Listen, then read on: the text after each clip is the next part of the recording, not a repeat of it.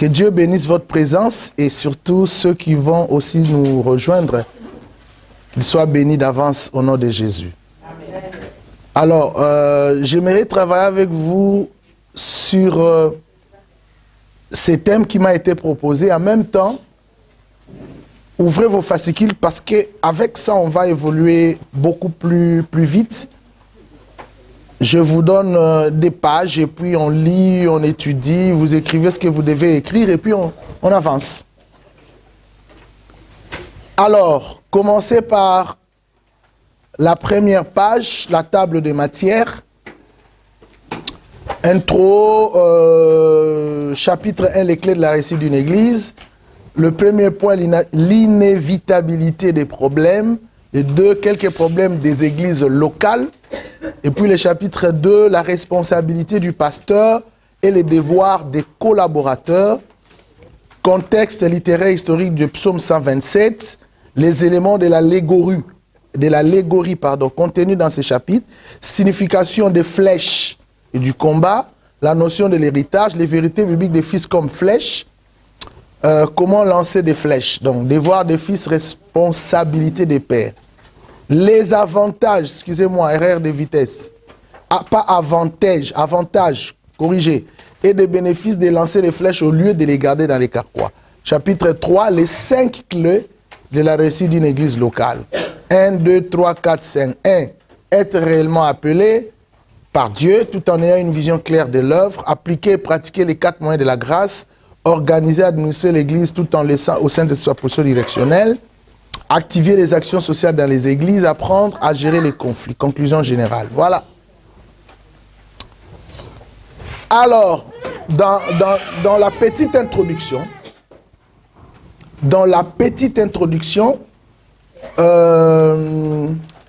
j'explique très brièvement connaître le fonctionnement d'une église locale. Et là, j'ai dit ceci, qu'une église locale est toujours divisée en 2 blocs. Toujours divisée en 2 blocs. Donc, c'est ces 2 blocs qui gèrent la vie quotidienne de l'église, tant sur le plan spirituel que matériel. Est-ce que vous êtes déjà avec moi? Les 2 blocs sont le bloc des clergés, premier bloc, et le bloc des laïcs, deuxième bloc. Donc, clergé, ce sont les responsables et tous les collaborateurs. Les laïcs, ce sont des fidèles. Donc, voilà les 2 blocs qui constituent l'église locale que je nomme le bloc d'en haut, qui est composé des clergés. Donc, il y a les leaders visionnaires, responsables de l'église et ses collaborateurs, y compris dans ces collaborateurs, il y a les ministres, les anciens et les diacres. Et puis de l'autre côté, le bloc des laïcs, c'est le bloc d'en bas, qui est constitué de tous les équipiers, tous les ouvriers qui œuvrent dans différents départements et services, c'est-à-dire les membres actifs, y compris les membres non équipés, c'est-à-dire les non actifs, donc le passif. C'est ces 2 blocs qui constituent l'église. Alors, le chapitre 1. Les clés de la réussite d'une église locale. C'est mon premier chapitre. Mais là, je me suis posé la question de savoir si nous voulons parler des clés, comment bien expliquer les clés si nous ne traitons pas les problèmes que rencontrent les églises locales de manière générale. Donc, j'ai pensé énumérer un certain nombre de problèmes que rencontrent les églises locales avant d'aborder à proprement parler la problématique de clé de la réussite d'une église locale. Très important. C'est pourquoi je commence sur mon premier point. Je serai vraiment comme à l'université. Donc, voilà comment j'évolue. Si vous voulez que je sois... donc, on avance. Et puis, si vous trouvez qu'il y a une question, vous me coupez, vous m'interrompez, vous me posez la question. L'inévitabilité des problèmes. Matthieu 18, 7. Ce qui est intéressant, j'ai pris tous mes versets, je les ai repris littéralement. Donc, on n'aura pas besoin de dire, lisez-moi. Vous les lisez déjà sur le fascicule. Matthieu 18, 7. Quelqu'un lit. Malheur au monde à cause des scandales. Car il est nécessaire qu'il arrive des scandales, mais malheur à l'homme le scandale arrive. Très bien. L'inévitabilité des scandales. Jésus l'a dit. Donc le mot grec qui est traduit par scandale dérive d'un verbe dont le substantif offre l'idée d'une contrainte ou d'une obligation. C'est-à-dire que on rend le scandale obligatoire. Ça, j'aimerais que vous le compreniez. On rend le scandale obligatoire. Mais d'abord, dans quel contexte? C'est pourquoi j'ai dit obligatoirement les scandales sont possibles dans les églises locales. Ok? Mais les raisons de cette obligation sont multiples. Je vous propose deux raisons pour lesquelles les scandales sont possibles dans une église locale. Ne soyez pas scandalisés lorsque vous voyez un scandale. Donc je vous prépare déjà à comprendre que les scandales sont possibles. Répétez après moi, les scandales sont possibles. Très important. Alors voici les deux raisons principales. 1. A. Les églises locales sont établies dans le monde. Et vous verrez que le verset qu'on vient de lire de Matthieu 18 commence par « Malheur au monde à cause des scandales ». Étant donné que l'église locale est implantée dans le monde et que le monde est sujet au scandale, donc il y a toute une forme d'inévitabilité des scandales dans l'église locale. C'est bien clair? Première raison, le scandale est pour le monde. Et l'église implantée est implantée dans le monde où il y a le scandale. C'est un syllogisme. Donc, l'église, qu'ils le veulent ou pas, bénéficiera des scandales. C'est ça la logique. Deuxième chose, la présence des livrets au sein des églises locales. La parabole du blé et des livrets. Et quand vous lisez, il est dans Matthieu, je crois, 13, là où je parle de la mixité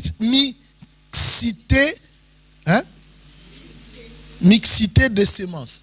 C'est-à-dire, le Seigneur sème le jour dans le monde et son ennemi vient s'aimer la nuit dans le même champ. Et ce champ-là s'appelle le monde. Donc, étant donné que le décement se trouve dans le monde et que l'église est implantée dans le monde, il y a embrouillement, il y a entrelacement, merci, juxtaposition des semences. Et ces semences qui sont ensemble, le maître dit, laissez-les croître ensemble. Vous comprenez? En les laissant croître ensemble, il y a possibilité que ces semences qui sont dans le monde, étant donné que l'église est implantée dans le monde, glissent dans l'église. Ou se glissent dans l'église. En se glissant dans l'église, ils sont sujets de scandale. L'inévitabilité des scandales. Est-ce que c'est bien clair? Et ce qui est aussi intéressant, Jésus finit par dire, mais malheur à celui sur qui le scandale arrive. Celui qui sera le billet du scandale. Le moyen qui apporterait le scandale. Donc je ne pense pas que ça serait les chrétiens, parce que les vrais chrétiens, eux, ils s'abstiennent du scandale, c'est les infiltrés. Donc l'église locale, écrivez cette phrase, l'église locale est une église des infiltrés. Que vous le voulez ou pas, que vous le croyez ou pas, l'église locale n'est pas propre. Excusez-moi de le dire. Elle n'est pas propre parce qu'elle est sujet des scandales à cause des ivrés qui y ont pénétré. Ça, c'est la première chose. La deuxième chose, c'est l'église locale, c'est un lieu d'un mélange hétérogène. Je ne parle pas de mélange homogène. Hétérogène, c'est-à-dire les deux constituants conservent leur substance. Donc, le blé et l'ivraie, c'est deux mélanges, mais qui n'est pas homogène, qui est hétérogène. L'homogénéité de ces mélanges, ça se voit à l'extérieur, mais à l'intérieur, c'est hétérogène. C'est-à-dire c'est vraiment deux modèles différents qui sont dans l'église. Et vous voyez, par rapport à ça, le rôle du pasteur devient de plus en plus délicat. Parce qu'il doit savoir qu'il gère et en même temps le blé et en même temps l'ivraie. Et vous savez le mot qui a été traduit en grec par ivraie? Zizanion. Ça c'est le mot grec. Voilà, zizani en français. C'est-à-dire ce sont des gens qui dans l'église n'ont aucun rôle que de créer l'Asie. Point barre. Et l'expression, il y a une expression française qui dit s'aimer la zizanie. En fait, la zizanie, on la sème. Donc, ces gens-là, quand ils viennent dans un groupe, ils ont comme rôle s'aimer dans ce groupe, ce qu'on appelle la zizanie.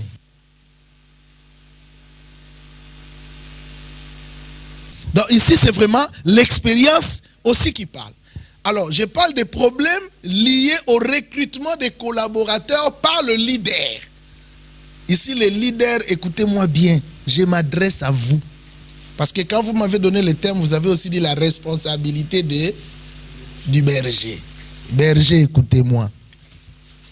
Un des dangers qui guettent nos églises locales aujourd'hui, c'est la manière dont les leaders des églises recrutent des collaborateurs. Des procédés d'enrôlement ou d'enrôler. Merci pour les bons frères. Donc, nous citerons quelques-unes d'entre elles.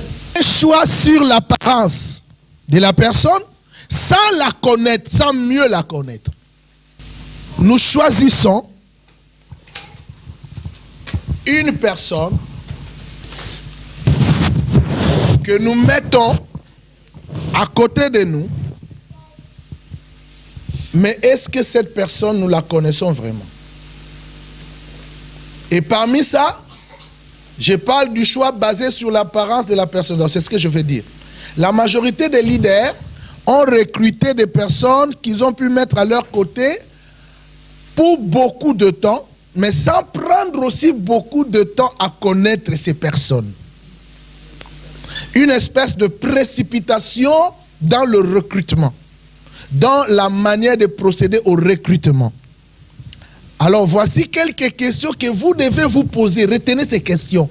Quand quelqu'un vient vers vous pour dire « je vais travailler avec vous », voici quelques questions que vous devez vous poser, lui poser et poser plus loin pour le connaître. 1. D'où vient-il? B. Qui est son père spirituel? C. Auprès de qui dois-je me renseigner à son sujet? D. Que faisait-il dans son église de provenance? Et a-t-il véritablement reçu de Dieu un ministère quelconque? Son ministère a-t-il été confirmé, approuvé par son père spirituel ou par les aînés? Ce ministre a-t-il été consacré au ministère? Si oui, par qui? Quand? Où? Allez-y même ajouter et comment. Puis, existe-t-il une preuve par rapport à cela? Laquelle? F. La personne est-il passé par une formation biblique ou théologique? Dans quelle école? Quand et où? Posez toutes ces questions. Et ça devrait être un modèle pour vous, pasteur. Maintenant, la plupart des gens que nous accueillons ces gens, la plupart des temps, nous accueillons ces gens sans trop nous poser ce genre de questions parce que bon, on ne connaît pas aussi ces questions. Deuxième élément, vous pouvez aussi connaître la personne qui vient, que vous avez recrutée. Parce que là, je parle de la personne inconnue. Mais là, maintenant, je parle d'une personne que vous connaissez. Mais vous l'associez sans consulter Dieu. Parce que ce n'est pas parce que je le connais, je dois absolument travailler avec lui. Non. Est-ce que vous êtes avec moi? Plusieurs personnes que nous associons dans l'œuvre que nous bâtissons ne sont pas forcément des dons de Dieu envoyés pour cette œuvre-là. Non. Car tout le monde n'est pas appelé à travailler avec toi. C'est comme dans le mariage. Tout homme n'est pas fait pour toute femme. Ni toute femme pour tout homme. D'accord? Alors, même s'ils sont plus attachés à toi, réguliers à l'église, ils font des choses sans que tu ne leur demandes. Cela ne dit pas, cela ne les qualifie pas d'intégration auprès de toi. Nada. Alors, c'est ici que je veux parler maintenant de attention aux loups ravisseurs. Alors, Jésus dans l'évangile nous a mis en garde, il a mis en garde les bergers sur, attendez, je vais dire, c'est combien des éléments dangereux, à peu près 5. Ouvrez Matthieu 10. Ouvrons, non, Jean 10. Vous y êtes? Alors, on les fait ensemble. Jean 10. Non, le verset 5. Lisez. Verset 5. Je lis la parole de Dieu. Oui. Elles ne suivront point un étranger. Premier point, écrivez, l'étranger. Pasteur, attention à l'étranger. L'étranger n'est pas le collaborateur. L'étranger, c'est un passager. Il y a des gens que vous associez qui sont des étrangers. Ce n'est pas moi qui le dis. Et vous savez le rôle d'un étranger. Quand un étranger vient quelque part, quelle est la finalité d'un étranger? C'est partir. Il doit retourner où il est venu, non?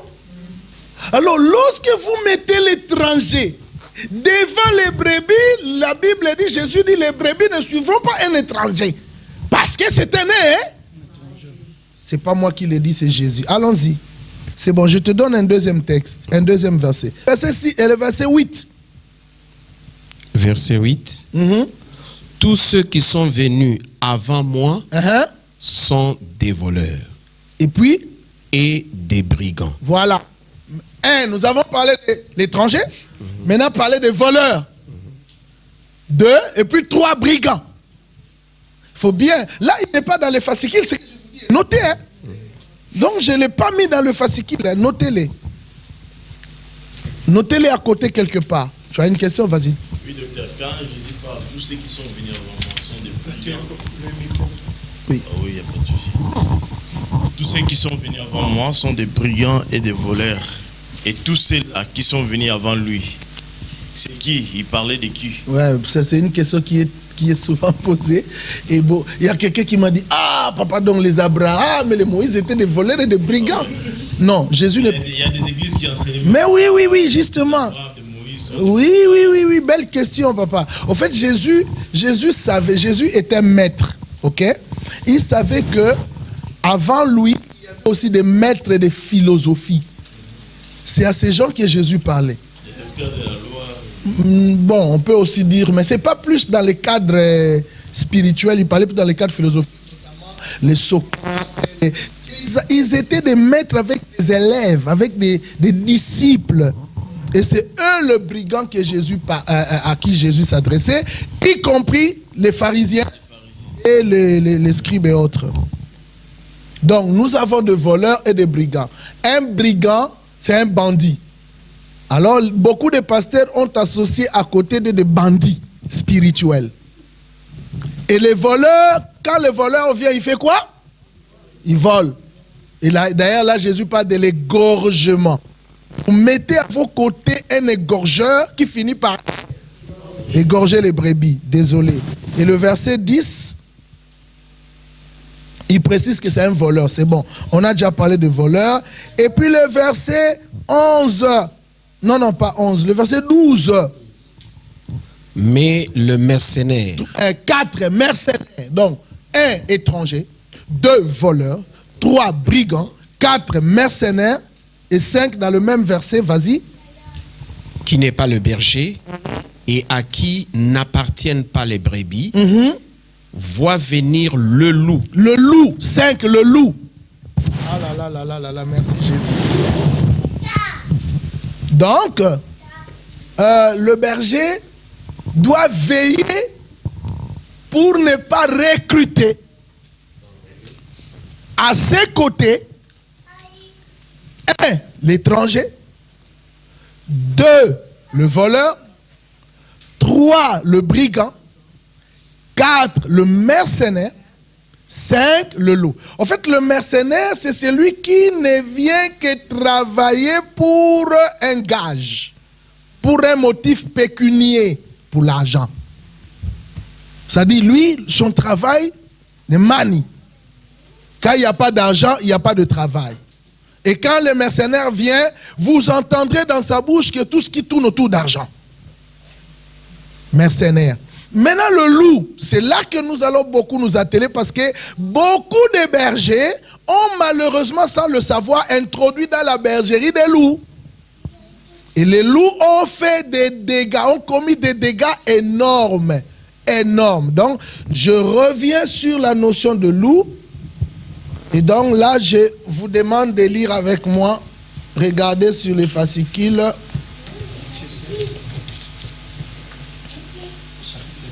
Lisez tout le texte que j'ai mis là. D'ailleurs, c'est déjà mis noir sur blanc.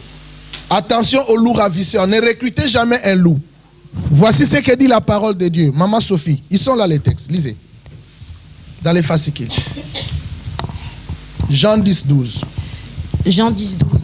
Voilà. Lisez ce qui est sur les fascicules. Sur le fascicule. Et le loup les ravit et les disperse. Et les disperse. Deuxième tiré.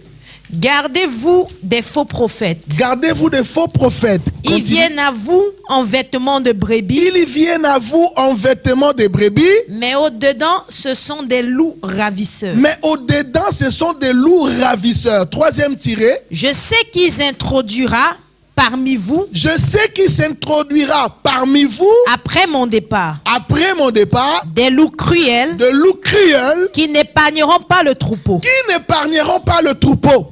Merci. 3 textes. 2 de Jésus, 1 de Paul. Alors, analysons le texte. Jésus dit, quand le loup vient, il joue 2 rôles. D'abord, il fait quoi? Il ravit. Et puis, il fait quoi? Il disperse. Combien d'églises n'ont-ils pas vécu ça? Vous introduisez quelqu'un. Vous amenez quelqu'un, vous élevez quelqu'un, mais c'est un loup. Donc, les loups ravit et disperse. Et le deuxième texte de Jésus, c'est très important. Jésus précise, il dit, ce sont des prophètes. Jésus nomme les ministères. Et la plupart de ces jeunes gens, moi je les appelle des jeunes gens, sont des prophètes. Ils viennent, quand ils viennent au début, ils t'amènent des prophéties. Il sait que tu seras frappé par les prophéties. Et derrière les prophéties, il couche avec des sœurs dans l'église et des servantes et des serviteurs. Mais, dans son apparence prophético-spirituelle, entre guillemets, il semble être une brebis. Mais au-dedans, c'est un loup ravisseur. Et puis enfin, Paul, à l'église d'Éphèse, il dit, moi je pars. Mais sachez qu'après mon départ, il s'introduira parmi vous de loups cruels. Moi, ce qui m'interpelle, c'est le mot cruel. Qu'est-ce qui se passe? La bergerie est constituée de brebis. Or, les brebis, ce sont des animaux domestiques. Alors que le loup, c'est un animal sauvage. Donc, lorsque vous introduisez au milieu des animaux domestiques un animal sauvage, donc vous ouvrez la porte à la cruauté. Et c'est ça l'erreur de vous, pasteurs qui êtes ici. Les brebis du Seigneur se sont égarés parce que par manque de votre discernement, vous avez introduit dans l'église des loups ravisseurs. La responsabilité du pasteur, elle est énorme. Hein? Qui est-ce que je peux amener auprès de moi? Qui est-ce que je peux laisser ma chair à lui ou à elle? Maintenant, le loup fait quoi? Il ravit et il disperse. Parlons de ravir. Le loup vient avec un objectif, partir avec quelques fidèles que vous avez gagnés par la sueur de votre front. Il vient sous forme ou en tant que ministre, vous l'acceptez comme tel, mais au fond, il n'est pas venu se soumettre à vous, ni rentrer dans votre vision pour la pousser, la mener vers l'avant. Non, son objectif n'est pas d'appuyer la vision. Alors, qu'est-ce que signifie le verbe ravir? Partir avec, faire éloigner, séparer, captiver, confisquer, accaparer, enlever, soustraire, spolier, transporter, usurper, attirer, séduire. Le loup. Vous savez comment il fonctionne? Le pasteur va seulement entendre, papa, il y a un groupe de frères qui se réunissent dans tel appartement, il faut l'intercession tous les mercredis soirs, sans que tu ne te rendes compte. Parce que le loup, quand il fait son travail, il n'explique pas ce qu'il est en train de faire. Il doit le faire en cachette. Une question pour vous, chers leaders. Comptez-vous toujours offrir gratuitement l'opportunité à ce loup de continuer aisément son action, de ravir les brebis du Seigneur dans votre bergerie? Répondez. Deuxième chose, disperser. D'ailleurs, la combinaison de ces verbes n'est pas sans rien. Parce que quand il ravit, en même temps, il fait quoi? Il disperse. En fait, il ne ravit pas pour conserver. Quand il récupère les brebis, là où il va avec les brebis, il les disperse. Vous allez voir une qui était engagée ici, quand il a suivi le loup, là où il est parti, il redevient païen. Il ne prie plus, parce que même là où il est parti, il a trouvé des choses qui n'étaient pas normales. Et il abandonne. Alors disperser a aussi le sens de vaporiser, dévier, répandre, disséminer, éparpiller, chasser, propager. Disperser même. Voilà. Attention. Là, c'est le recrutement de loups. Maintenant, attention de recruter et d'intégrer dans une œuvre naissante celui qui est déjà un ministre tout fait. Ça, c'est juste un conseil.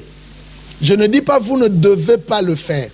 Mais ce que je constate, la plupart des problèmes que nous rencontrons, c'est que les gens que nous approchons auprès de nous, ils ont déjà été serviteurs quelque part. Ces gens-là, faites attention. C'est avec l'expérience que je parle. Si vous voulez réussir, pasteur, prenez des gens que vous devez former vous-même. Formez-les. Je ne dis pas que vous ne devez pas. Je ne marche pas sur le terrain de la rigueur. Mais je dis que sur le 100%, 80% de problèmes dérivent de ceux qui étaient déjà ministres reconnus quelque part, en train de servir comme ministre, parce que quand il vient, il a déjà eu le goût de diriger. Quand il vient rester derrière toi, ce goût-là ne partira pas. Il aura toujours tendance à diriger. Donc, si toi, tu ne lui donnes pas cette opportunité, il viendra partir avec des gens auprès de qui il aura manifesté ce désir qu'il a déjà eu en lui. Le mieux, c'est d'avoir votre propre fruit et de les former. Pour répondre à votre question, lisez-moi Matthieu chapitre 7, le verset 15. Jésus a répondu à cette question.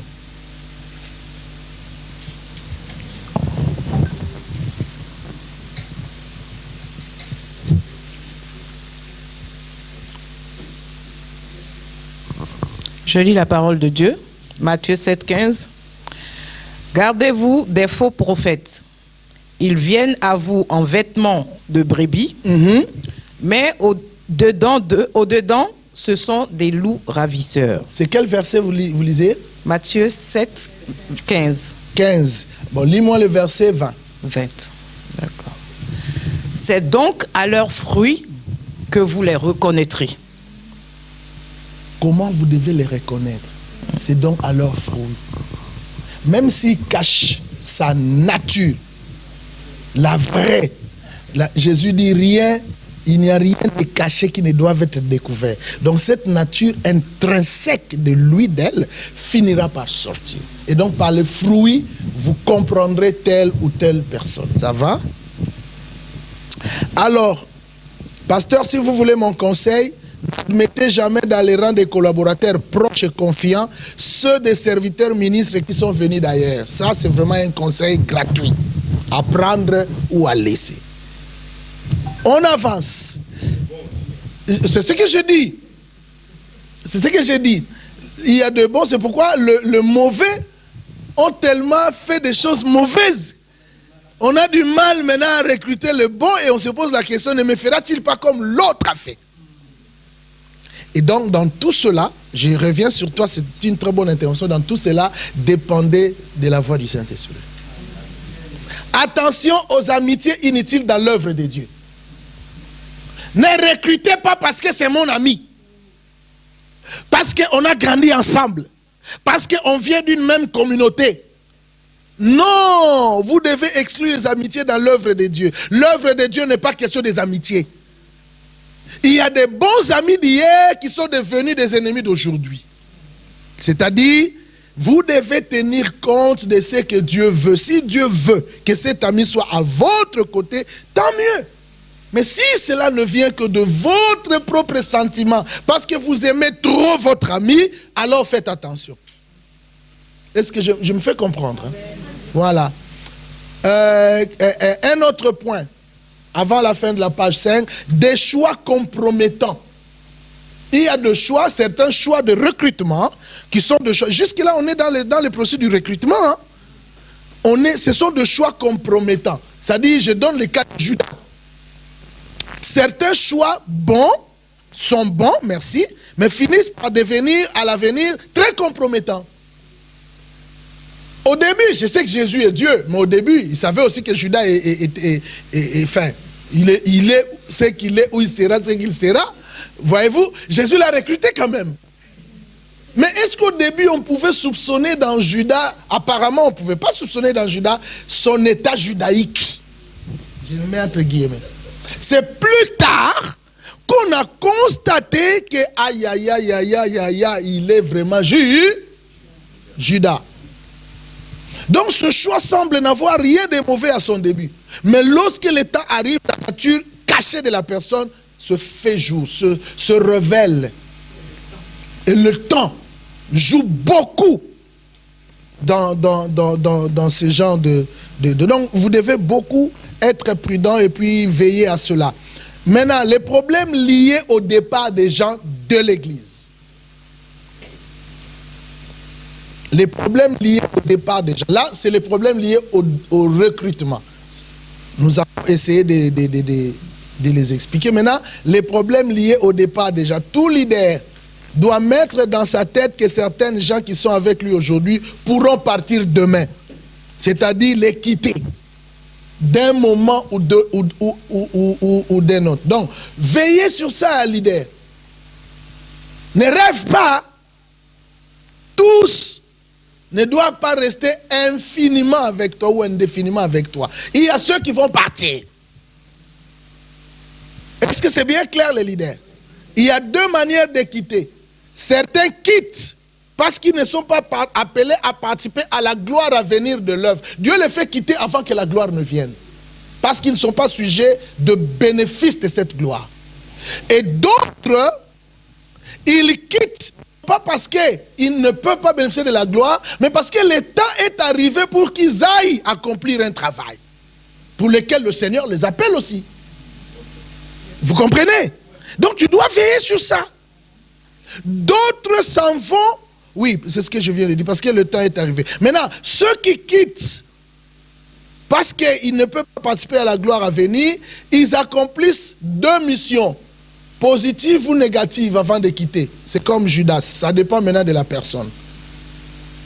D'où, pasteur, que tu le veuilles ou pas, il y aura ceux qui vont partir en paix avec toi et ceux qui vont partir en conflit avec toi. N'est-ce pas? Tout bon leader a vécu ça. Tu ne pourras pas faire 5 ans sans vivre ces choses dans les ministères. Alors, quel que soit le sérieux du leader, écoutez-moi, quel que soit le sérieux du leader, son amour pour ses collaborateurs, son abnégation pour l'œuvre, sa capacité de gérer, de diriger l'église, son onction et sa puissance, même sa grande connaissance de la parole, il y aura toujours des départs. Et personne ne pourra les empêcher. Seulement, vous pouvez peut-être veiller sur la fréquence des départs, mais pas pour l'empêcher définitivement les départs. Voici quelques exemples bibliques de départ. Vas-y, papa. Le problème, j'ai compris ta question. Le problème, la question elle est délicate et très pertinente. Je crois que dans le processus du départ, il faut qu'il y ait une entente entre, entre les ministres qui veulent partir et le leader. Et c'est pourquoi j'appelle les leaders d'être souples. Le leader doit te poser des questions. Tu es sûr de ce que tu dis? Moi, si c'est mon cas, tu es sûr de ce que tu dis? Est-ce que tu peux me donner quelques temps? Je veux consulter aussi le Seigneur. Et le leader prend du temps de consulter son Dieu. Ce que son Dieu lui dira, il vient te le dire. Dieu peut me dire, dis-lui, ce n'est pas encore le moment. Je viens, je te dis, mon frère, Dieu m'a dit, ce n'est pas encore le moment. Mais toi, tu as déjà envie de partir. Tu insistes. Moi, je ne peux pas te retenir. Je te libère. Mais tu vivras des conséquences parce que tu pars avant le temps. De même, Dieu peut dire au leader, c'est le temps, il faut le libérer. Mais le leader est tellement attaché au nombre, hein, il trouve que le départ de ses frères va, tu vois, il empêche. Ça crée, parce que ça risque de créer des équilibres. Il est aussi fautif. Donc, ça varie d'un côté et de l'autre. Donc, vraiment, il faut une délicatesse. C'est pourquoi les leaders doivent étudier, doivent apprendre, papa. Quand vous dirigez une église sans connaissance, vous ferez des bêtises. Il y a des leaders qui pensent qu'ils ne doivent pas libérer les gens. Jésus a libéré. Il faut le dire, il faut le savoir. Il y a des gens qui doivent partir. Mais faites-les bien. Et même celui qui part doit chercher à partir avec une bénédiction. C'est clair. Donc là, maintenant, c'est un autre aspect du départ. C'est-à-dire le départ où on n'est pas d'accord avec la vision ni la doctrine. Tu es libre de partir. Ouais. Alors, exemple de départ. Il y a des départs à l'intérieur. Il y a eu des départs à l'intérieur du ministère de Jésus. Voici ce que dit la Bible. Jean 6, 66. Maman Sophie. Dès ce moment, plusieurs de ses disciples se retirèrent et ils n'allaient plus avec lui. Est-ce que vous pouvez vraiment penser qu'un Jésus, plusieurs se retirèrent de Jésus et n'allaient plus, on peut dire, et ne suivraient plus Jésus, n'allaient plus avec lui. Et si Jésus l'a vécu, nous devons nous préparer à le vivre aussi. Jésus n'a pas fait ça un problème. Car il savait que tous n'allaient pas être bénéficiaires de sa mission, chèrement réservée aux 12, y compris Judas. Et pire encore, il posa la question aux restants. Continue. Jésus donc dit aux 12, et vous, ne voulez-vous pas aussi vous en aller? Et vous, les restants, ne voulez-vous pas aussi vous en aller? On a comme l'impression qu'il n'a pas d'amour, celui-là. Notre Seigneur. Voyez-vous? Et après la réponse de Pierre, Jésus renchérit en disant, continue. Jésus leur répondit. Jésus leur répondit, oui. N'est-ce pas moi qui vous ai choisi, vous les 12, et l'un de vous est un démon? Voilà. Je vous ai choisi, vous les 12, l'un de vous est un démon. Donc même ces démons-là étaient choisis.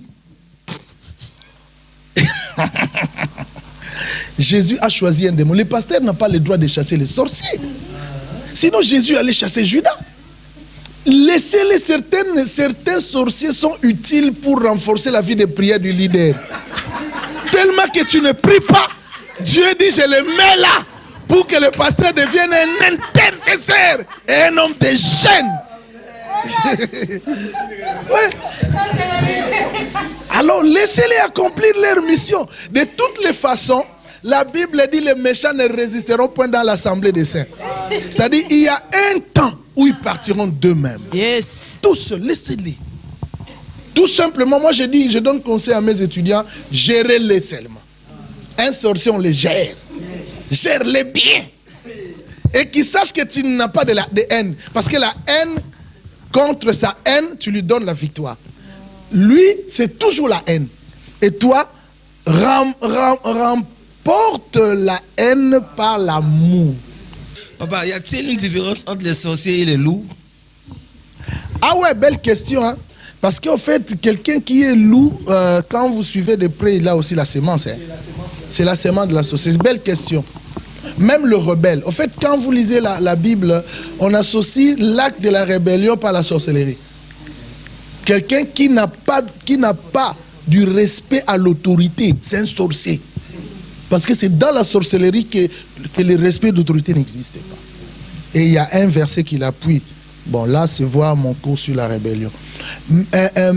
Écoutez maintenant ce qui s'est passé. Le message de Jésus qui causa du scandale. En fait, le départ de ces gens qui étaient à côté de Jésus était lié à un message, était suite à un message que Jésus avait enseigné. Voici le message, il est là. Jean 6, vas-y. Je suis le pain. Vas-y, ouais. Je suis le pain vivant qui est descendu du ciel. Ok. Si quelqu'un mange de ce pain, il vivra éternellement. Et le pain que je donnerai, c'est ma chair, que je donnerai pour la vie du monde. Celui qui mange ma chair et qui boit mon sang a la vie éternelle. Ok. Et je le ressusciterai au dernier jour. Très bien. Car ma chair est vraiment une nourriture et mon sang est vraiment un breuvage. Celui qui mange ma chair et qui boit mon sang demeure en moi et je demeure en lui. Alors, quelle était la réaction du groupe partant, du groupe du départ? Continue, lis maintenant la réaction. Là-dessus, les justes disputèrent entre eux, disant: comment peut-il nous donner sa chair à manger? Vous comprenez maintenant d'où vient le problème? Jésus a parlé et ils n'ont pas compris le message de Jésus. Alors, le contexte, discussion, continue. Ils sont scandalisés par le message. Continue. Cette réaction, plusieurs de ses disciples, après l'avoir entendu dire: cette parole est dure, qui peut l'écouter? Jésus, sachant en lui-même que ses disciples murmuraient à ce sujet, leur dit: cela vous scandalise-t-il? Donc c'était une parole de scandale. Parce que cette parole les a scandalisés. Et ce qui est bizarre, c'est qu'ils ont posé la question en disant, ils ont réagi en disant que cette parole est dure, qui peut l'écouter? Voyez-vous? Oui, vas-y. Excuse-moi, papa. Est-ce que quelque part, là aussi, les disciples, les 70 disciples, ne prenaient pas Jésus pour un sorcier quelque part? Justement!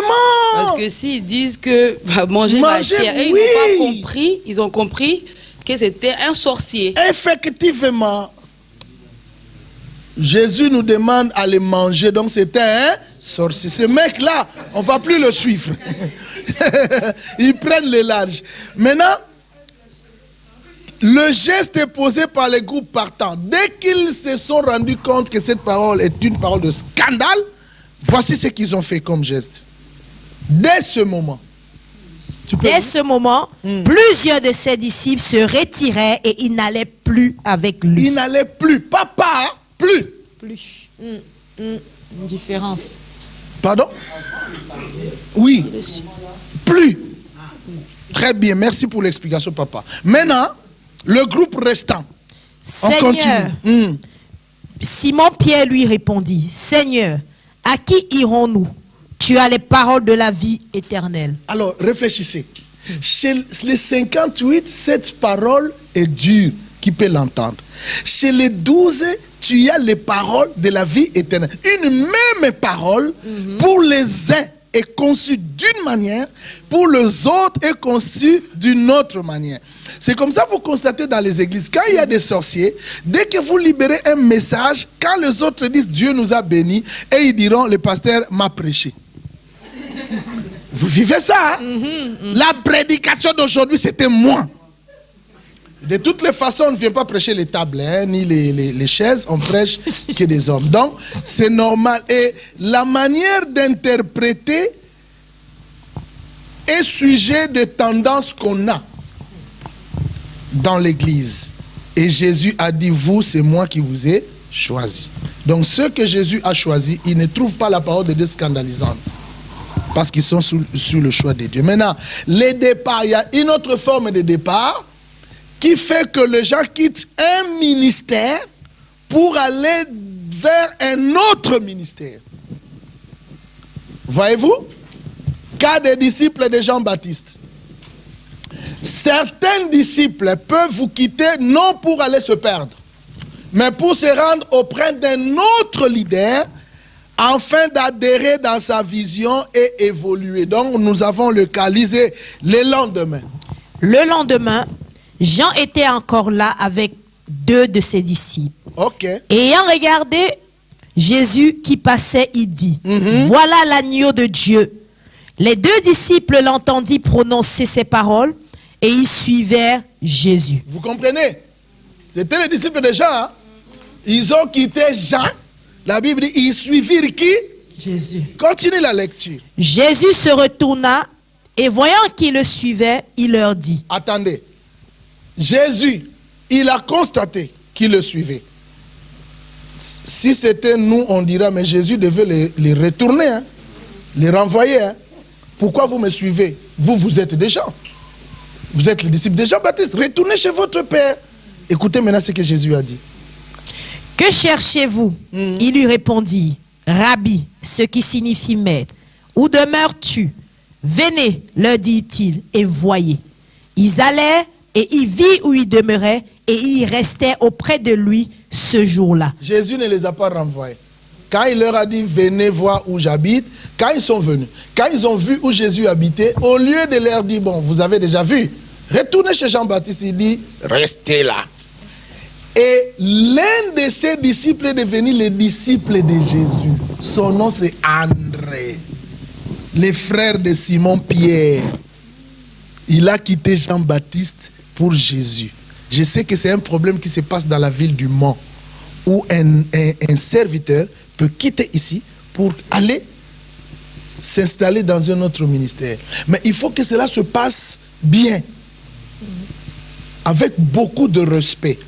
Moi, je l'ai vécu et j'ai dit aux venants, j'ai appelé les pasteurs, j'ai dit, comme il est venu, tu dis quoi? Il dit, non, non, non, laissez-les venir chez vous, il n'y a pas de souci, pourvu qu'ils grandissent. Je dis, pour que je sois rassuré, écris une lettre qui confirme que tu lui demandes de venir chez moi, signée par toi, et je vais les renvoyer à l'église pour que tu lui présentes. Comme quoi, il n'est plus avec moi, il est maintenant dans tel lieu. Et ça s'est passé comme ça. Voyez le niveau de la maturité. Nous en avons bien. Ok. Problèmes liés aux différents types de conflits dans les églises. Donc nous voulons étudier les conflits qui se passent dans les églises locales. Et je partirai des conflits qui se manifestent dans chaque bloc. Comme je vous ai dit au début, le bloc des clergés, c'est les collaborateurs. Le bloc des laïcs, c'est des membres. Et donc, dans chaque bloc, il y a des conflits internes. Donc, j'énumère 3 types de conflits. Les conflits qui se passent dans le bloc des collaborateurs, les conflits qui se passent dans le bloc des fidèles, et les conflits qui engagent les 2 blocs. Vous voyez ça? Alors, on y va.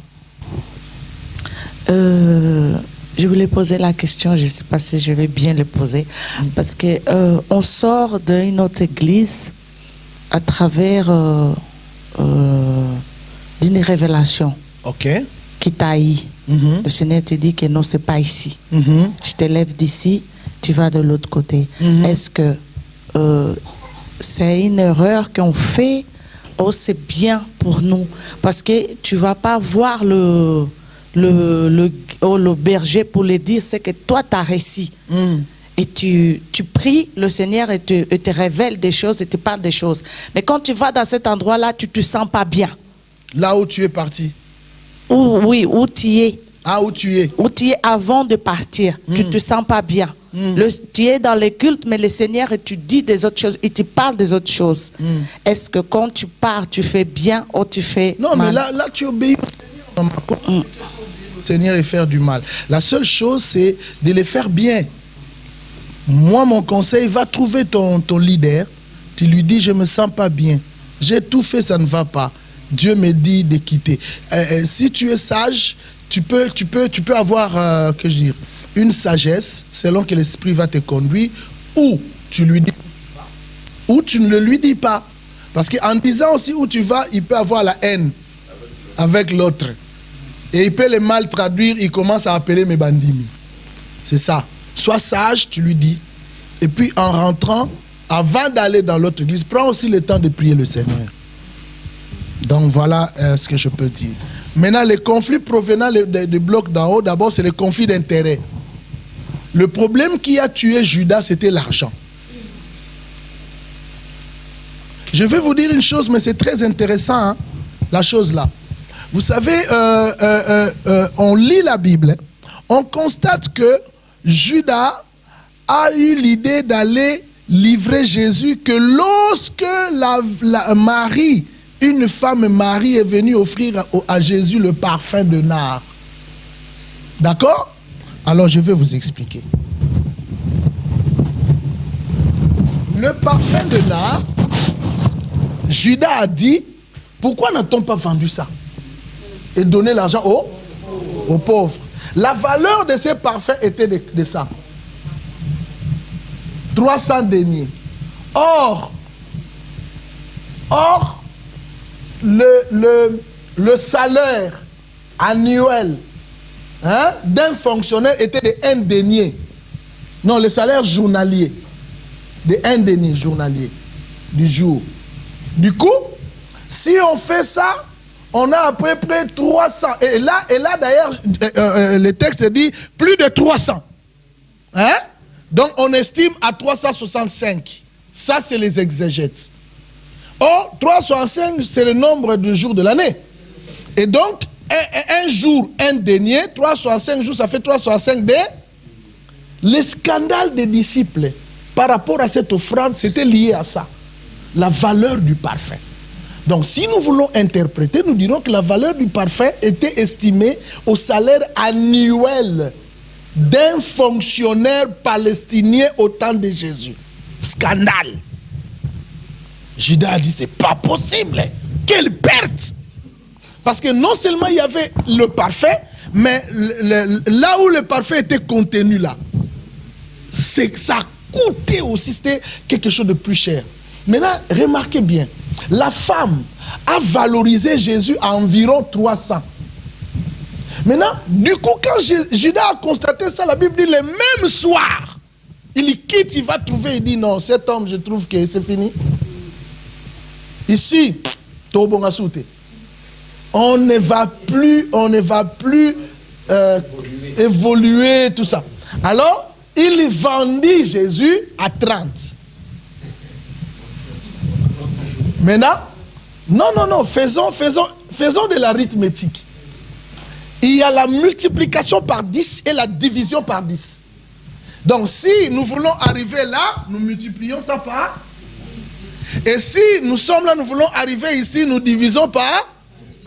Voici l'interprétation. Donc, la femme, par rapport à Judas, il a valorisé 10 fois plus le Seigneur.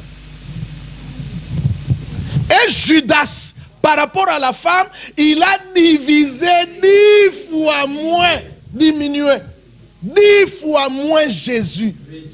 Réduit la valeur de Jésus, Yaya. Tu valorises ou tu dévalorises? Les conflits d'intérêts de Judas l'a poussé, à diminuer sensiblement le Seigneur pourvu qu'il puisse obtenir quoi? De l'argent, le gain. Donc ne servez jamais Dieu à cause du gain. Les premiers conflits des collaborateurs, c'est de réclamer l'argent. On le trouve dans certaines églises, hein? Surtout quand l'argent rentre. Bon, moi j'ai toujours dit, les collaborateurs ne doivent pas avoir les regards sur l'argent. Mais les pasteurs doivent informer sur la manière de gérer l'argent. Si vous avez trop les regards sur l'argent, le diable vous tentera. Vous dites toujours, hé papa, bon, comment là-bas?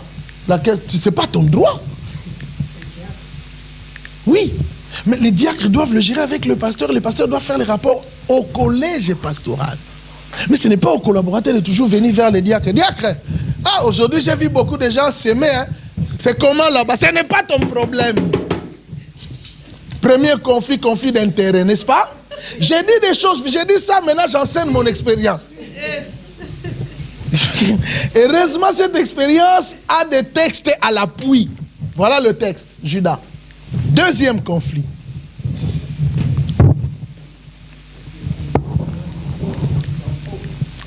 Toujours les conflits venant d'une bloc d'en haut. Le deuxième, j'appelle ça les conflits liés au pouvoir, à la soif des postes et des positionnements au sein de l'Église. Souvent, la plupart des conflits tournent autour de la prééminence directionnelle. Soulignez-moi la prééminence directionnelle sur vos fascicules d'une église locale. Surtout si c'est une église d'héritage. La lutte pour le pouvoir devient quelque chose d'intense. Hein? Donc, dans la Bible, on a trouvé ce genre de conflit. Hein? Nombre chapitre 16. Entre Moïse et Corée. Vous savez qu'est-ce qu'il y a eu, quel est l'objet du conflit? Je vais vous expliquer maintenant. Moïse est un lévite, donc sacrificateur, fils de sacrificateur. Les sacrificateurs avaient reçu l'héritage de tout ce qui est sacrificature en Israël, d'accord? Et de l'autre côté, on a retrouvé qui? Corée. Or, Corée était le fils de Ruben. Ruben était le premier-né, donc l'héritier. Et donc, c'est le premier-né qui devrait diriger ses frères. Ainsi, ses enfants étaient dans la lignée de la direction. Maintenant, le conflit entre la direction de la sacrificature spirituelle et la direction de la politique de Ruben, les deux générations se sont vus confrontés. C'est pourquoi les fils de Ruben n'ont pas voulu de Moïse. Et c'est Dieu qui a tranché sur le conflit. C'est moi, Dieu, qui ai choisi qui? Moïse. Donc, il faut faire très attention au problème de positionnement. D'ailleurs, on le trouve un peu plus loin dans les évangiles. Les deux fils de Zébédée. Lisez-moi. Alors, la mère des fils de Zébédée. Lisez, maman. Alors la mère des fils de Zébédée s'approcha de Jésus avec ses fils et se prosterna pour lui faire une demande. Il lui dit, que veux-tu? Ordonne, dit-elle, ordonne-lui, dit-elle, que mes deux fils que voici soient assis dans ton royaume, l'un à ta droite et l'autre à ta gauche. Jésus répondit, vous ne savez ce que vous demandez. Pouvez-vous boire la coupe que je dois boire? Nous le pouvons, dirent-ils. Et il leur répondit, il est vrai que vous boirez ma coupe, mais pour ce qui est d'être assis à ma droite et à ma gauche, cela ne dépend pas de moi et ne sera donné qu'à ceux à qui mon Père l'a réservé. Voilà. Ça c'est très, très, très bel exemple. La mère là voulait que ses fils soient bien positionnés. Répétez après moi, bien positionnés. Nous tous, nous courons derrière les positionnements. L'un à ma droite, l'autre à ma gauche. Quand tu es à la droite de Jésus, tu seras vu par beaucoup de gens, non? La position. Ça tue beaucoup dans les églises. Hein? Les pasteurs fortunés peuvent avoir derrière lui, c'est juste 5 personnes. Maintenant, dans le bloc là d'en haut, toutes ces 5 personnes, je ne dis pas que c'est le cas, c'est juste un exemple. Toutes ces 5 personnes, à l'intérieur d'eux-mêmes, se posent la question. Qui vient après lui? Yaya, mais je connais ce que je dis, non? Même si ça ne ressort pas, on peut, dans un contexte individuel, se poser ce genre de questions, parce que c'est éventuel, ça peut arriver. Mais écoutez la réponse de Jésus. La position, c'est seulement pour ceux à qui Dieu a Donc il y a celui ou ceux que Dieu a lui-même réservé pour cette position-là. Et si le collaborateur ne voit pas? C'est pourquoi dans ces cours, on avait besoin de collaborateurs. Parce qu'on veut discuter et les collaborateurs et les leaders. Les devoirs des collaborateurs, c'est de ne pas chercher le poste, mais c'est de travailler. La responsabilité du pasteur, c'est de veiller à ce que les conflits ne puissent pas rentrer par rapport à la position ou au positionnement. Parce que c'est un élément de conflit. Je vous dis, j'en ai l'expérience. Et s'il est aussi possible que le pasteur récompense un collaborateur en fonction du travail dû. C'est bien.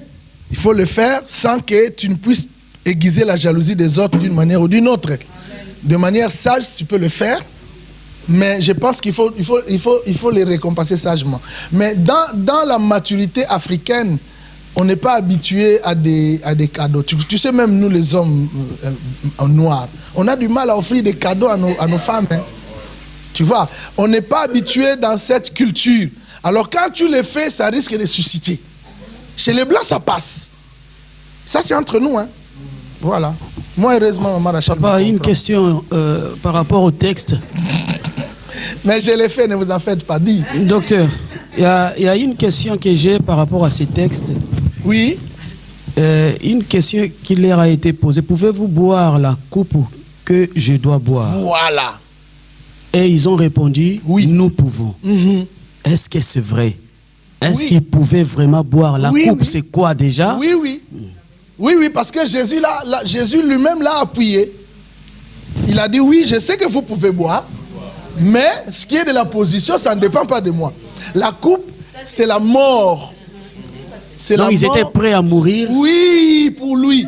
Jésus sait qu'il est mort pour nous, et nous aussi, nous pouvons mourir pour lui. Il savait que les disciples, et la plupart des disciples sont morts par persécution. Donc ils sont morts pour Jésus. C'est ça la coupe. C'est ça, en fait, le contexte.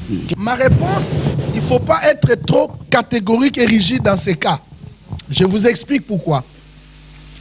Parce que déjà dans la Bible, on a un exemple de ça. Ça, ne vous en faites pas. Israël est dirigé par une famille. Les trois sont nés d'un même père et d'une même mère. Moïse, Aaron et Myriam. L'aîné, c'est Aaron. Le second, c'est Myriam, la seconde. Et le cadet, c'est Moïse. Même père, Jochebed, et même mère. Dieu a accepté. Donc, je dis ceci. Si ceux qui font ce travail ont reçu réellement de Dieu un appel et un ministère, moi, je n'en trouve pas un problème. Le problème, c'est lorsque vous mettez des gens qui n'ont pas eu l'appel alors qu'il y a des qualités ou des appels que Dieu attend. Diriger le travail. En tout cas, ce n'est pas possible. En principe, oui. Il le fera d'une manière ou d'une autre. Moi, ma femme, elle est là. Ma femme, elle est, attends, je t'explique, elle est dans l'œuvre de Dieu avec moi. Mais elle ne prêche pas. Mais elle m'aide. Sans elle, je ne sais pas si je serais arrivé où je suis aujourd'hui. Elle fait du travail. Une fois, je suis allé à Londres, c'était en Afrique, je suis allé à Londres pour 6 mois. Elle est restée. Elle n'était pas pasteur. Mais il y avait le pasteur. Mais elle était là. Sans s'engager, sans prêcher. Mais elle a joué un rôle. Et quand je suis venu, le pasteur m'a dit, papa, on savait que tu n'étais pas là. Mais ta présence, on la voyait par la présence de maman. Tout ce qu'elle a fait, c'était tout ce que toi tu fais.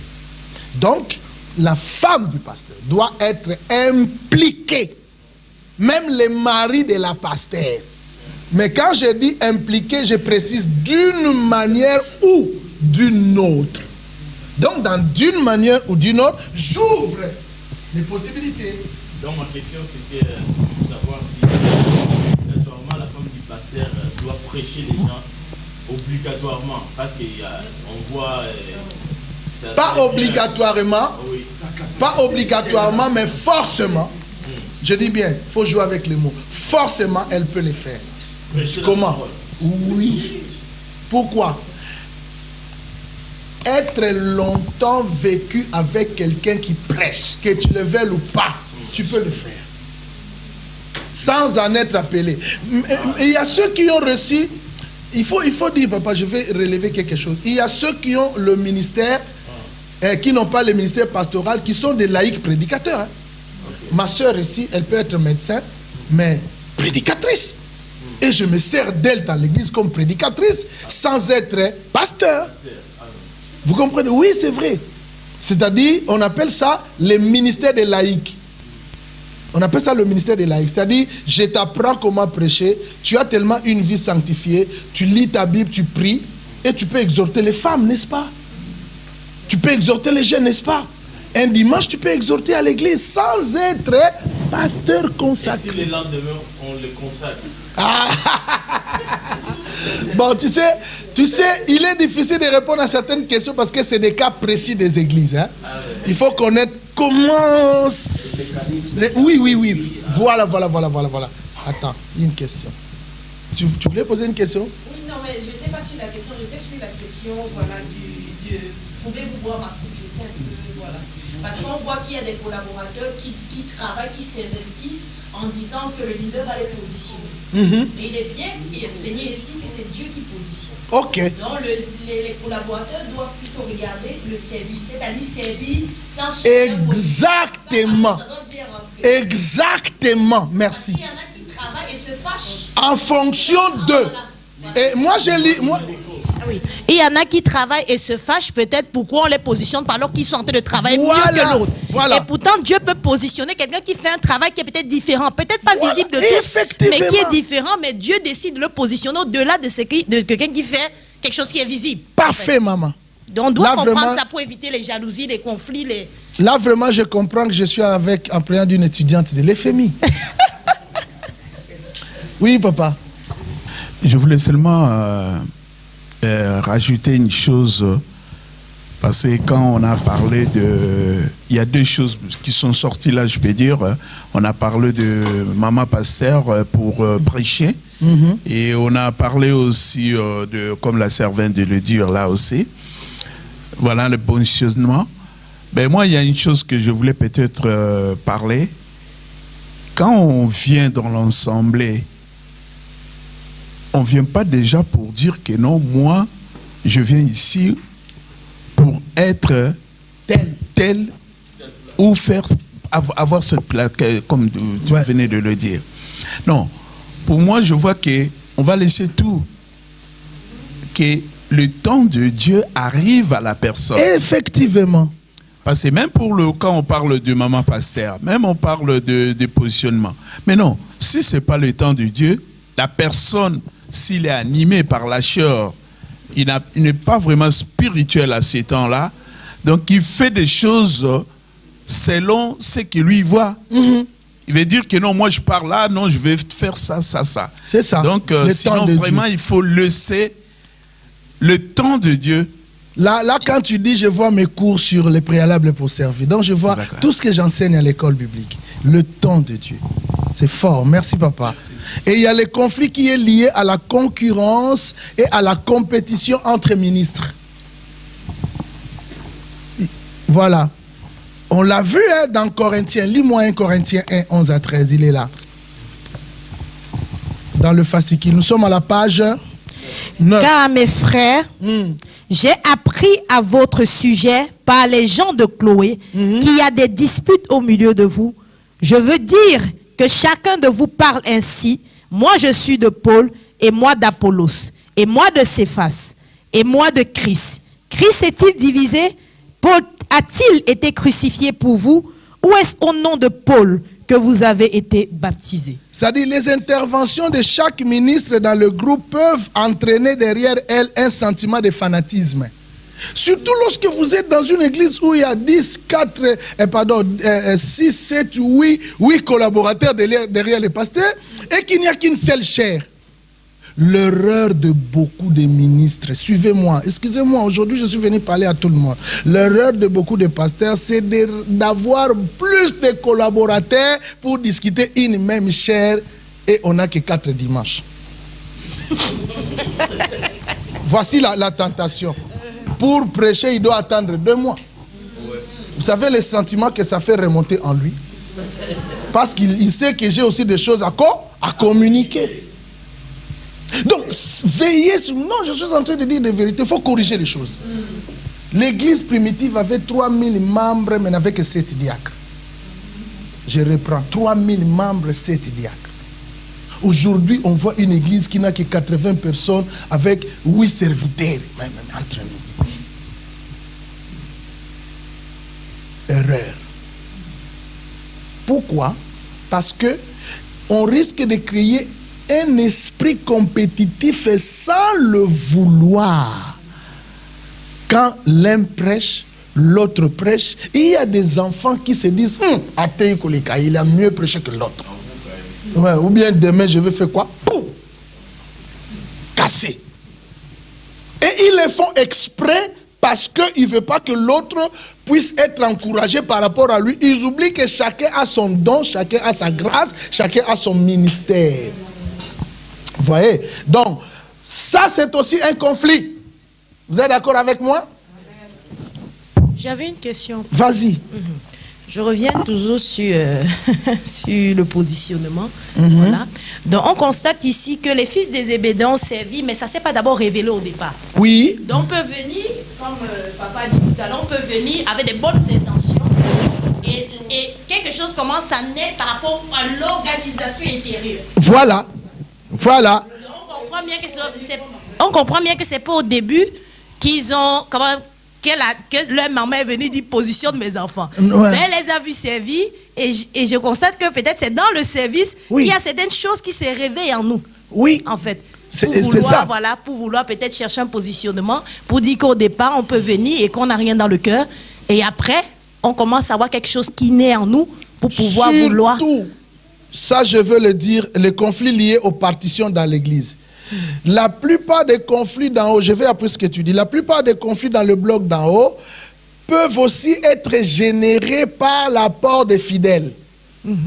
Un exemple, le prédicateur, un des collaborateurs finit de prêcher, il descend, les bandits viennent, les fidèles viennent. Papa, aujourd'hui, tu étais fort. Tu sais, quand l'autre là, il prêche, 0. Mais toi là, il t'excite à quoi? Vous comprenez? C'est les bandits qu'il faut gérer souvent. C'est pourquoi Paul dit, c'est eux qui disaient, moi je suis deux. Moi je suis deux. L'esprit des partis. Hein? Il y a des partis politiques, non? LR, quand on vote, moi je suis de LR, moi je suis de LRM, ça devient maintenant quoi? Moi je suis de FN. Et dans l'église aussi, on voit des partis. Moi je suis deux. Moi, je suis de... Ces choses-là se sont passées dans les églises. Ah, tu vois? C'est vrai, hein? Pardon. Donc, c'est très, très important. Quand un monimité vient dire ça, Pamela, tu lui dis non au nom de Jésus. Esprit de séparatisme, je te refuse. Je suis comme tout le monde.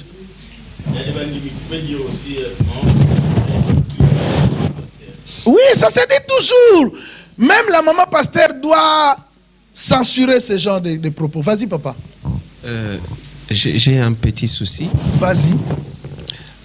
Lorsqu'on parle de la compétition ici, est-ce que cela exclut qu'un serviteur puisse être performant dans le domaine qui est le tien? C'est-à-dire, quand je comprends qu'il doit travailler de mieux en mieux, c'est-à-dire, il doit aussi croître dans son domaine, il doit évoluer, il doit avancer. Est-ce que... J'ai compris. J'ai compris. Ça n'a rien à voir avec le progrès individuel. Le problème, c'est que tu progresses, tu donnes ce que tu as, mais comment les bandits réagissent par rapport aux autres qui ne progressent pas comme toi? Tu vois? C'est là où il faut censurer. Vous progressez, donnez les mains, et c'est encourageant d'ailleurs. C'est clair. Il y a conflit lié aux critiques du leader par ses collaborateurs. On passe. Et puis maintenant, les conflits issus du bloc d'en bas. Conflit autour des enseignements. Un type de conflit qui est lié à la mauvaise compréhension des enseignements dispensés. Les fidèles sont incapables de saisir l'enseignement. Ça, c'est aussi un conflit. Hein? Beaucoup de pasteurs font que les fidèles, chaque fois, ils posent des questions. Il a prêché, mais je n'ai pas compris. Il a prêché, mais je n'ai pas saisi. Chers pasteurs, rendez vos prédications saisissables et compréhensibles. Ensuite, conflit lié à la comparaison des prédications. On a parlé de ça. Et des prédicateurs. Conflit lié à la mauvaise gestion sociale, physique et matérielle. C'est-à-dire, lorsqu'il y a des agapés, de la communion fraternelle, il y a toujours des gens qui discutent autour du repas. Ou soit, une personne est décédée, la cotisation qui a été montée, organisée pour soutenir la famille, était plus importante que celle qui a été donnée à l'autre. Et ça crée un conflit. Est-ce que ce n'est pas mieux de fixer un montant? Donc, tout cela, l'Église doit l'étudier pour éviter des conflits. Vous voyez ce que j'ai dit? Et puis, il y a, ça j'ai expliqué, page 11, conflit lié à la multiculturalité dans l'église.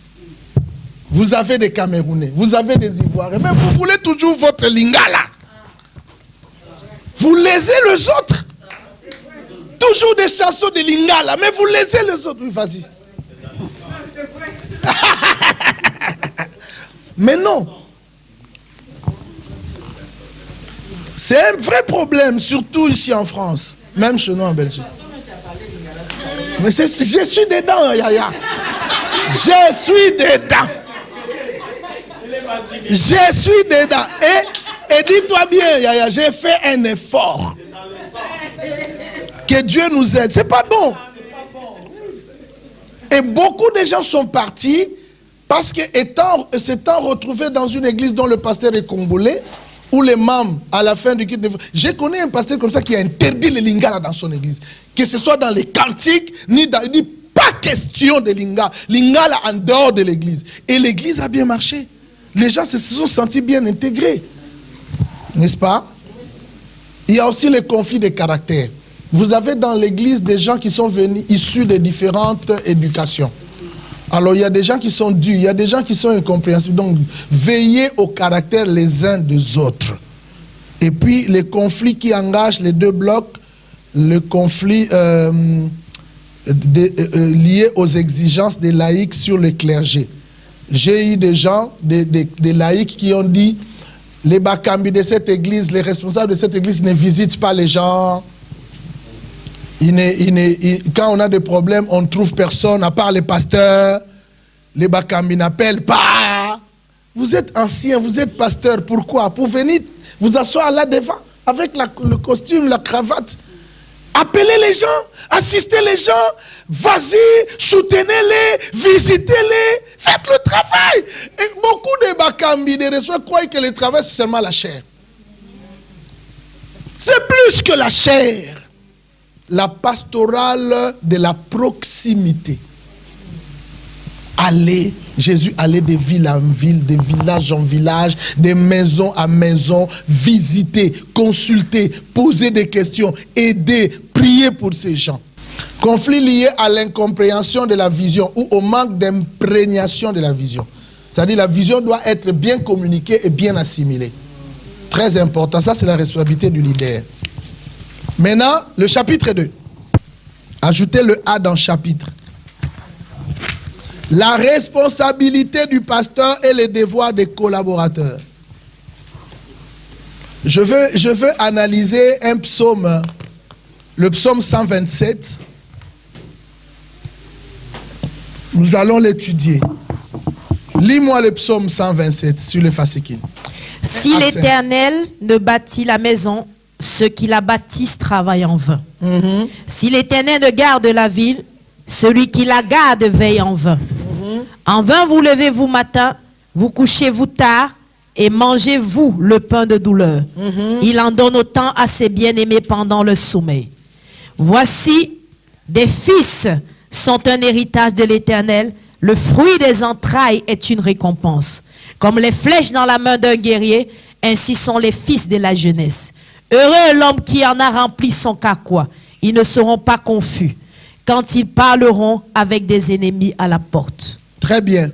Nous voulons analyser ce psaume de 5 versets un peu plus en profondeur. Donc je saute les contextes littéraires, le point 1, et puis le point 2, les éléments de l'allégorie contenus dans ces chapitres. En fait, le psaume ici est une psaume que nous pouvons interpréter sous forme allégorique.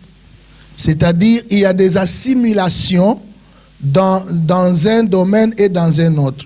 Le psaume est rempli des allégories. Alors, comprenons le premier allégorie. On parle du guerrier. La Bible dit, comme les flèches dans la main d'un guerrier. D'accord? Ici, le guerrier doit être considéré comme un père, donc un pasteur, un visionnaire. D'accord? On parle de fils. Il y a les fils spirituels et les fils biologiques.